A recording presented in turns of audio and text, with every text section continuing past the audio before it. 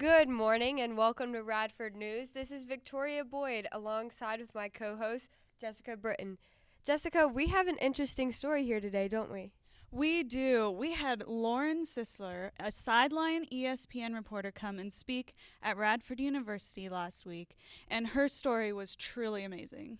It was. And you're actually going to get to see a few shots of an interview that I had with her before she gave her speech.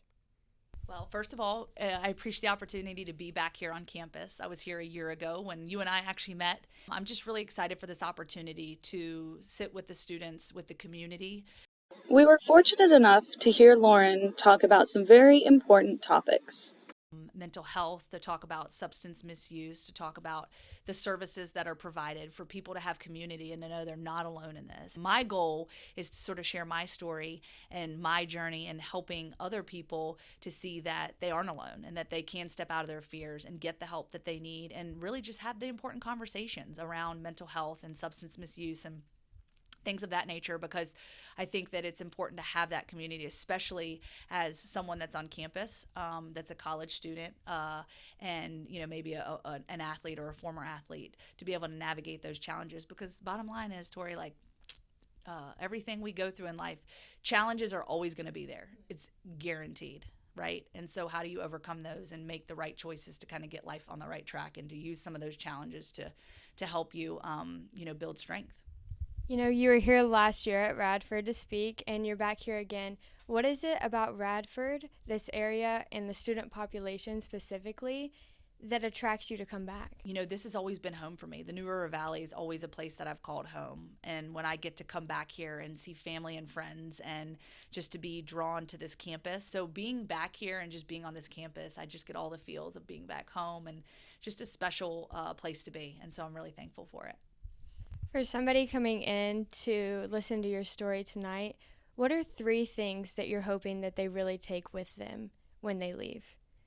Key takeaways. So we call that, in the sports world, right? The keys to victory, right? The keys to success. So it's about embracing challenges, stepping out of your fears, and really it's about authentic connections. I want to encourage people to create authentic connections, to sort of pull the curtains back and have that transparency, because when we're out, whether it's as an athlete on the competition floor, out on the field, or if you're in the classroom or you're just surrounded by your peers, being vulnerable and transparent, I think, is so important. Because when you open up and share your story with people and say, hey, I'm going through this, you might ignite a conversation that could lead someone down a different path and say, you know what, they're going through it too.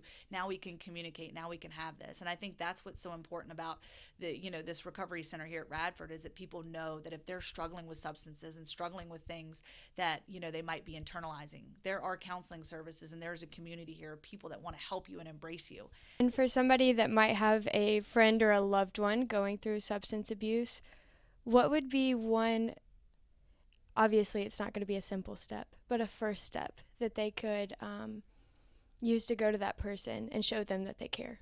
It's a journey, and most people in recovery will tell you it takes, that first step is so important, because it takes that first step to make that commitment to say, you know what, I'm going to get help.